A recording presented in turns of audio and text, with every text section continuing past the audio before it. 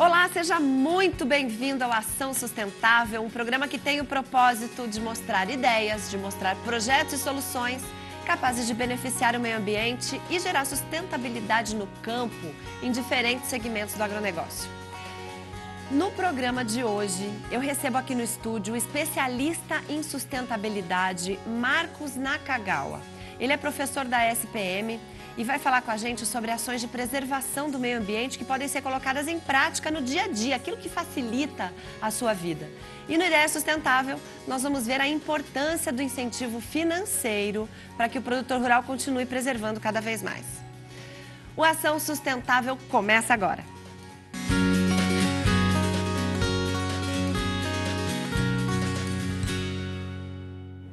Olá, e agora nós vamos começar uma conversa que eu tenho certeza que você não vai querer perder. Eu estou aqui tendo a honra de receber aqui no Ação Sustentável o professor Marcos Nakagawa, que me trouxe um livro que eu estava super curiosa, que ele escreveu sobre 101 dicas para a gente, 101 dias com ações mais sustentáveis para mudar o mundo. E ele dá as dicas que você pode usar no dia a dia para você ser mais sustentável. Então não basta a gente falar, a gente criticar, a gente tem que agir. É isso, professor? Muito obrigada. Muito obrigado pelo convite, é uma honra estar aqui. Uma honra estar aqui, uma honra é minha, porque na verdade a gente busca esses exemplos de sustentabilidade para sair do tabu. Muito se fala em sustentabilidade.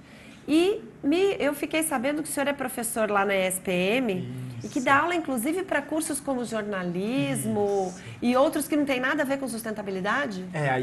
Como é que isso chegou lá? A ideia é que a sustentabilidade realmente esteja no dia a dia das pessoas, tanto no livro quanto na educação. Na educação, talvez seja a base, né, Samanta, para que a gente possa efetivamente transformar esse nosso sonho de que o mundo seja mais sustentável. Você sabe que meu sonho é de que na educação básica seja uma matéria obrigatória. Quem sabe os dirigentes me escutam. Isso, tem a política nacional, né, de educação ambiental, as leis todas, que, pelo menos juridicamente, você é especialista mais do que eu nisso, sabe que existem, porém a parte de implementação das leis, de colocar no dia a dia das escolas, aos poucos estão indo, porém com uma velocidade que talvez não seja o que a gente gostaria ou que o planeta esteja precisando.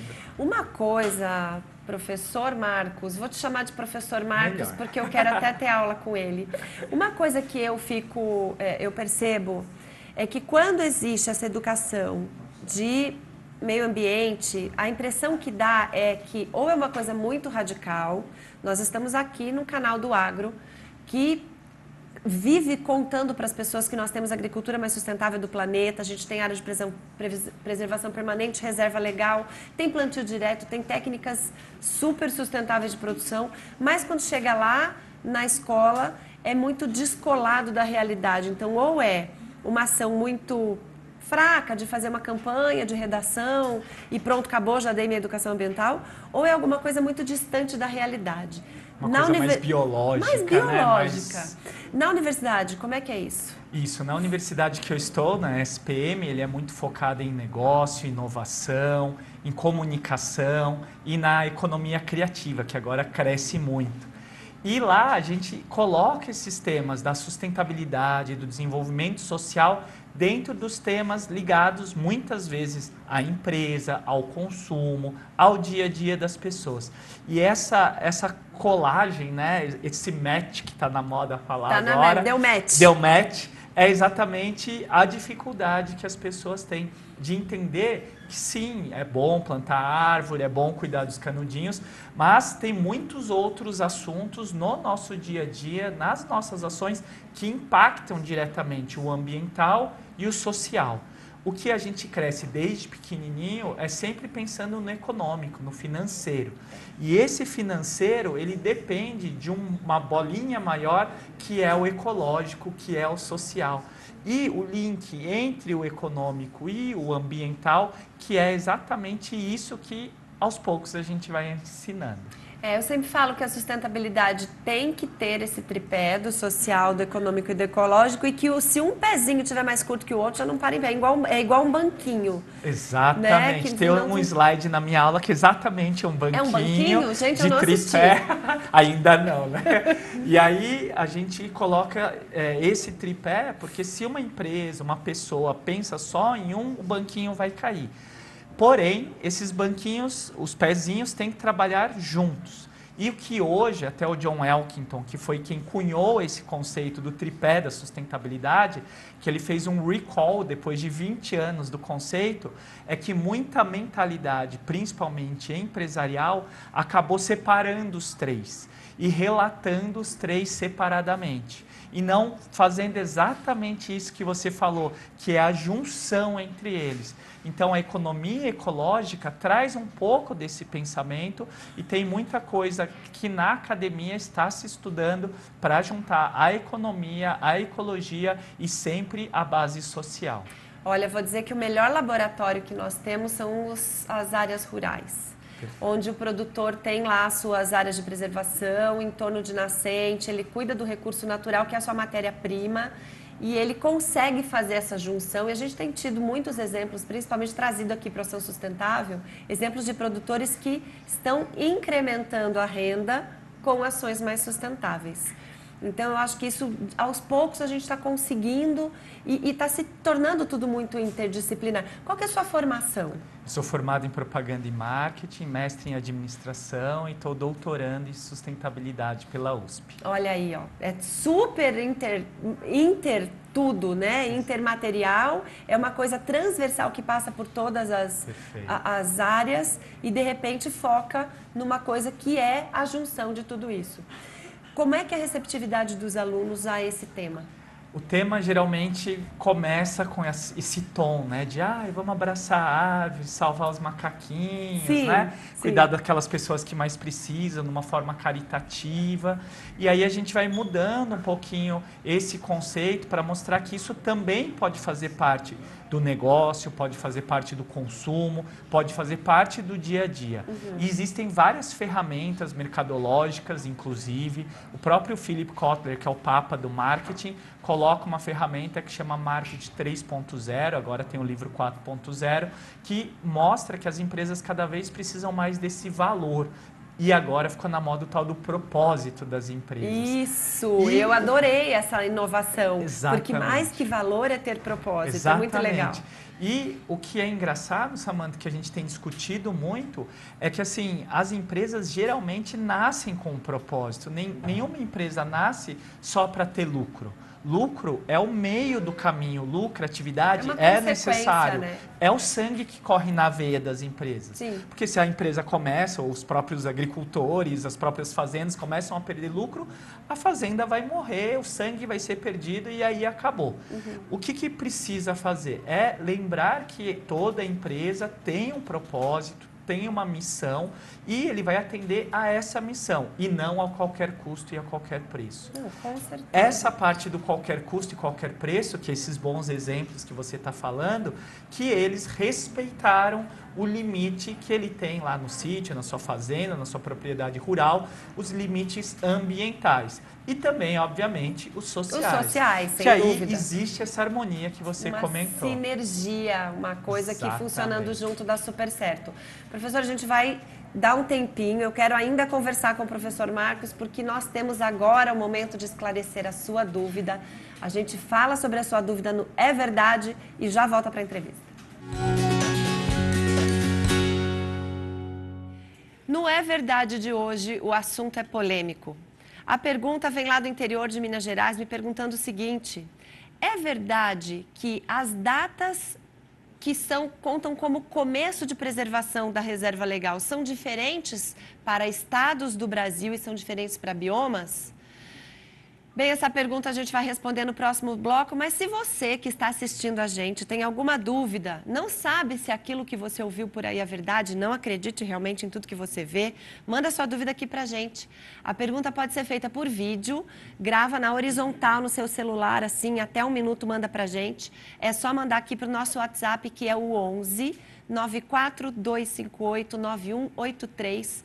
Ou pode entrar em contato direto com a nossa produção pelo telefone. Nosso número é 11 também, 3131-3719. Nós vamos agora para um rápido intervalo e na volta a gente continua a nossa entrevista com o Marcos Nakagawa, professor da ESPM, especialista em sustentabilidade e empreendedorismo. Voltamos já.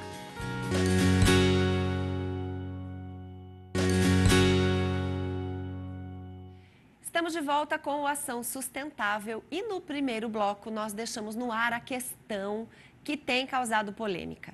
É verdade que para cada estado, para cada bioma, o tempo que me deixa sem a obrigatoriedade da reserva legal é diferente?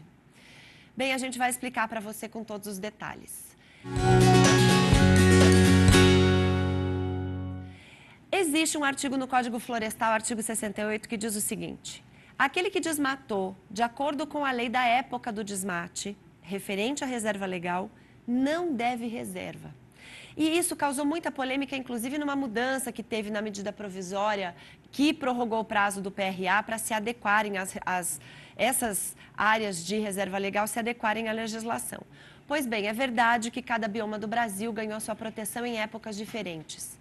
O que é mata, por exemplo, floresta, Mata Atlântica, Amazônia, ganhou a proteção desde 1965. A gente começa a contar a obrigação da reserva legal em 65. Então, se o desmatamento foi depois, esse sujeito já está em débito com a reserva legal. Agora, o cerrado só ganhou proteção legal em 89. Portanto, a partir de 1989, é que as fitofisionomias de cerrado e outras, caatinga, por exemplo, entraram na conta da reserva legal. Quem desmatou antes dessa data, desse ano, não deve reserva legal. E assim com o Pampa e os campos nativos, que só passaram a ter proteção em 2000. Então, sim, é verdade que para cada estado e para cada bioma, o 68 tem uma data diferente de incidência. Se você ainda ficou com dúvida, pergunta para a gente que a gente volta a esclarecer esse assunto. Agora é a hora e a vez da participação de quem ajuda a gente a produzir esse programa. Vamos ao quadro Pode Falar.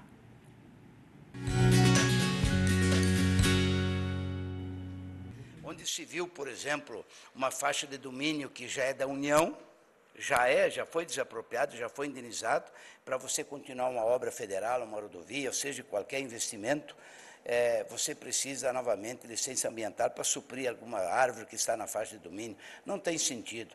Então, esse licenciamento ambiental vai deixar bem claro o que é de competência dos municípios, o que é de competência dos estados e também da competência da União. Então, urgente, para destravar o Brasil, é isso que está precisando. O Congresso Nacional dar a sua parte para que o Brasil possa voltar a crescer. Nós temos que crescer, não tem outra saída. E a nova lei de licenciamento ambiental vai destravar e os investimentos vão acontecer no nosso país. E nós voltamos com a nossa entrevista com o professor Marcos Nakagawa. Ele é professor de sustentabilidade na ESPM, está me dando uma aula aqui, que a gente daqui a pouco... Eu vou devorar o livro dele já no retorno. Essa sinergia que a gente consegue, para o produtor, eu digo aqui porque a gente tem sempre essa interface, a dificuldade realmente acaba sendo econômica. Muitas vezes implementar um novo modelo é mais caro.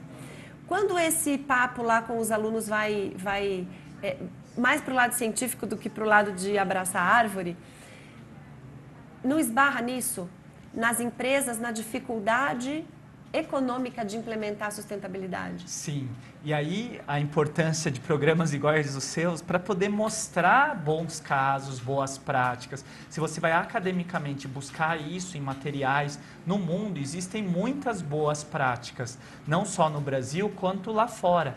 Então, o público, aqui precisa dar uma olhada, ver o que tem lá fora. Sim, todo início de processo de mudança exige um investimento. Eu falo isso, eu falo que mesmo que ele fosse mudar para um processo mais poluente, ele ia ter que investir. Perfeito. E aí, o que acontece? Todas essas energias limpas, todos esses modelos novos, que agridem menos o meio ambiente, que são leis muitas vezes, eles requerem um investimento inicial.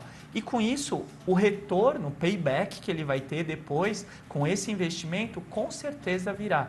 Até porque o mundo inteiro está fazendo isso, está exigindo isso. Se a gente vai para o caso dos automóveis, por exemplo, vê na Europa, já existem leis que, se eles não mudarem a matriz combustível deles, realmente eles vão ter uma ruína, porque as leis exigem isso. Isso vai caminhar para todas as áreas, inclusive para o agro. Ainda bem que a gente tem etanol aqui, porque lá eles vão ter que se virar com a bateria mesmo, né? Com certeza. Enfim, ou a gente começa a exportar mais etanol, que é a nossa ideia. Professor, agora eu vi algumas dicas. Eu não li o livro dele, mas eu li algumas dicas muito curiosas aqui. Fala de algumas que causam polêmica para nós. Eu gosto do primeiro sempre de falar dele, que a gentileza gera gentileza, né? Quando a gente pensa em sustentabilidade, a gente sempre pensa, o meio ambiente. E o meio ambiente, muitas vezes, é onde nós estamos inseridos. E talvez o meio ambiente esteja tão degradado e ruim e sofrendo em algumas áreas, que é por causa de pessoas que estão brigando, se violentando, e a gentileza gera gentileza, é o início para você poder continuar lendo o livro. E essa é a primeira dica. Olha, quem diria que a primeira dica de sustentabilidade aqui seria gentileza? Exatamente. Que bacana. Muito legal. Outra bem polêmica que o pessoal adora, que o pessoal da Fundação SOS Mata Atlântica fez, um movimento muito grande no passado, foi do faça xixi no banho. Então, que você pode estar tomando banho e aí, economizar uma descarga por dia para poder fazer exatamente esse processo. Obviamente, mirando lá, fazendo as coisas direitinho. É que quando a gente era pequena, a mãe dizia, não faz xixi no banho. Exatamente. Mas é que a gente também não deixava lavar. Não é para fazer xixi no final, gente, é para fazer xixi no começo. Isso. Né? E aí, até dentro desse programa todo que a SOS Mata Atlântica fez, que deu uma grande visibilidade na época, médicos foram consultados, mostrando que não tem problema realmente para poder se trabalhar. Porque o cano do chuveiro é cano de esgoto. É o mesmo. E as descargas, principalmente aquelas que são na parede, que não são as caixinhas que têm limite de uso de água, mas você gasta de 10, 12 litros de água que você economiza se estiver no banho. Perfeito. São maneiras bem humoradas.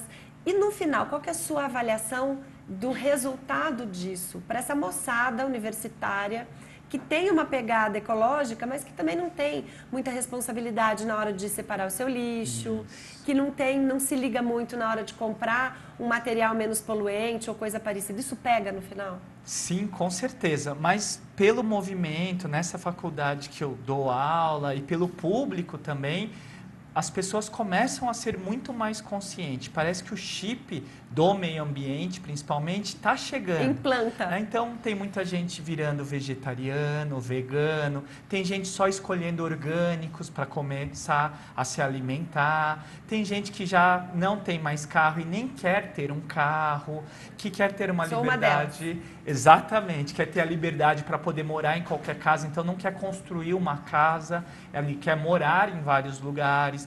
Então é uma geração, que essa famosa geração Y, X, Z, né? É o Z, né? É o Z, na verdade, agora. Que acaba sendo um público que, por obviamente ter condições de consumo, ele quer escolher experiências e não posse. Por isso que dentro do mercado, inclusive nas fazendas, no agro, né, precisaria começar a pensar também, ter algumas ações desse tipo. É muito legal quando você faz essa leitura. Eu li um livro chamado Ócio Criativo, que coloca a gente muitas vezes questiona, né, os nossos pais, ou nós até, vou me incluir na geração, né, dos mais antigos, mas a gente questiona os filhos. Mas você não quer ter uma casa, um carro, uma empresa, você não quer ser ninguém na vida, você não quer crescer. Nós é que subvertemos o conceito de que o trabalho é o meio para se chegar a um fim, né? E eles estão retornando a isso dessa coisa das experiências, que é muito mais sustentável, de fato, um modelo de vida assim. Exatamente. E aí tem até, Samantha, modelos novos, né? Como o empreendedorismo de impacto social, que quando você já cria uma empresa exatamente para resolver um problema do mundo. Então, teve uma pesquisa da Pipe Social com 1.002 empresas, 1.008 empresas que são de negócios de impacto social, e ela mostrava que cerca de 48% eram empresas de tecnologias verdes, que têm uma pegada ambientalmente correta na área de energia, de água, enfim, tem toda uma descrição. Esse é um dos cursos que eu estou promovendo de férias lá na SPM, que exatamente ensina e busca e pensa qual tipo de empresa, organização que a gente quer montar, que a gente quer mostrar, e não simplesmente pelo lucro, como você falou. Que bacana. Não, e isso dentro das propriedades rurais hoje, a gente está resolvendo um problema social, que é a fome. O mundo inteiro aí crescendo exponencialmente, a nossa população. Dizem que agora, a partir de julho, já não temos mais recursos naturais se renovando no ano que a Terra pode... A partir de 1º de agosto, né? Acho que esse ano vai ser primeiro ao finalzinho... 1º de agosto. 1º de agosto, né? A gente vai entrar no Overshooting Day, né? Que é o cheque especial do planeta. Eu escrevi um artigo bem interessante. Super legal, porque isso é assim, o quanto que a Terra consegue produzir de recurso natural em um ano, deveria ser o tanto que a Terra consome em um ano, para fechar ali, para a gente estar mais ou menos sendo sustentável. Esse ano a gente vai entrar no cheque especial mesmo. Eu li o seu artigo, excepcional, eu recomendo a vocês, que a gente vai acabar com os recursos que a Terra pode renovar em agosto. Então a gente vai estar realmente entrando no cheque especial e os juros são bem altos, né? Os juros não têm lastro, essa é a diferença. Nos bancos, quando a gente entra no cheque especial, tem o lastro do banco, né, que é o fundo do banco que está te acompanhando. Agora, o lastro do planeta Terra não tem outro planeta. Onde está, né? Onde não está, tem. exatamente. Muito, muito bacana. Olha, muito obrigada.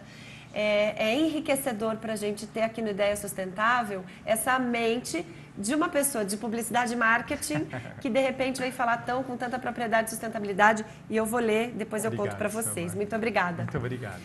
Vamos agora ao Ideia Sustentável.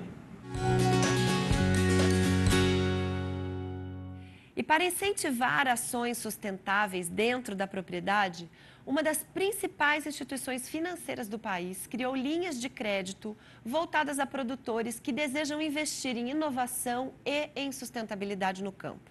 Sobre esse assunto, a repórter Renata Afonso conversou com a superintendente executiva de sustentabilidade do Santander, Karine Bueno. Vamos acompanhar. Cada vez mais, você tem algumas linhas específicas no mercado do que a gente chama de agricultura de baixo carbono, né? Então, é uma agricultura que você, com essas ações, reduz a emissão de carbono que você tem. Então, tem algumas linhas específicas para isso, mas eu acho que ainda tem muito espaço, né? Então, eu acho que quando a gente olha para a questão do financiamento, no caso do agro, sempre tem que ter os dois lados da moeda, né? Então, a gente sabe ainda também que a gente tem desafios, por exemplo, no próprio cumprimento do Código Florestal. Então, tem sempre uma parte também que, enquanto instituição financeira, tem que se olhar a questão do risco e do compliance, do cumprimento, na verdade, dessas questões que são legais. E, por outro lado, eu acho que ainda tem, enfim, muita coisa aí para se fazer em termos de estímulo, de fato, a esses produtores. E, novamente, às vezes o estímulo é ajudar o produtor a entender qual é o benefício para o seu próprio negócio. Então, não necessariamente a gente está falando de uma linha mais barata, às vezes a gente pode estar falando de prazo, sim, mas principalmente de ajudá-lo também a entender que ele ganha eficiência, muitas vezes, usando, enfim, alguma outra técnica, uma forma nova de produção. Você acha que com esse estímulo, né, por exemplo, de baixo carbono, o produtor começa a enxergar um outro lado? Quando você apresenta alguma coisa para ele que pode ajudar na sustentabilidade, ele tem aceitado? Muitos produtores sim entendem, né? Então, acho que, de novo, quando você consegue olhar, por exemplo, que você consegue reduzir o uso de insumos por uma nova técnica, você reduz seu custo de produção, né? E isso vem diretamente na questão do ganho financeiro para o produtor. Quando você olha para algumas soluções de energia solar, por exemplo, no campo, principalmente para algumas regiões do Brasil onde você tem uma insolação ali melhor e mais benéfica, isso volta também para o produtor, né? Então, em alguns casos, você tem sim um ganho que depois se converte aí ou tanto na questão de eficiência ou na questão da rentabilidade da sua produção, né? Por outro lado, ainda tem, como a gente estava falando um pouco, quando você pega o cumprimento do código, por exemplo, ainda tem algumas áreas onde o produtor, às vezes, precisa investir para estar em dia ali com os cumprimentos do Código Florestal, e que a gente ainda no Brasil não desenvolveu também uma forma de recompensar, né, o que a gente fala dos pagamentos por serviços ambientais ou de outras formas que compensem o produtor. Então, acho que nessa questão do cumprimento legal, é uma discussão onde, de fato, ali para o produtor é um investimento que ele precisa fazer, né? Então, para estar em cumprimento ali com o código. Mas tem tantas outras áreas onde, de fato, se aumenta a rentabilidade, se aumenta a eficiência, e isso tem cada vez mais, melhor, enfim, sendo melhor aceito, né? Se tiver um incentivo financeiro, é óbvio que é melhor aceito. Na verdade, todo mundo quer cuidar do meio ambiente e quem não quer? Só que nós precisamos colocar no Brasil essa ideia do pagamento por serviço ambiental e mais, nós precisamos ter isso que acabou de passar aqui, que é linha de crédito diferenciada, com prazo diferenciado e com os exemplos que mostrem aos produtores que há um retorno, tanto de rentabilidade, que ela disse, quanto de reconhecimento. Nós precisamos fazer com que essa nossa agricultura sustentável seja um diferencial de mercado para nós. Quem no Brasil faz agricultura sustentável? 5.500.000 propriedades, todas. E quem fora faz? Essa é a pergunta e é por isso que eu acho que a gente precisa, de fato, trazer um reconhecimento não só do ponto de vista que bacana que vocês estão fazendo, mas do ponto de vista financeiro precisa chegar lá na ponta o pagamento por serviço ambiental, desse cuidado que o produtor tem com nosso meio ambiente aqui no Brasil. Bem, o Ação Sustentável fica por aqui hoje. Se você quiser rever o conteúdo desse programa, é só acessar nossa página na internet, www.tvterraviva.com.br. Muito obrigada pela sua companhia, saudações sustentáveis a você e até o próximo programa Ação Sustentável.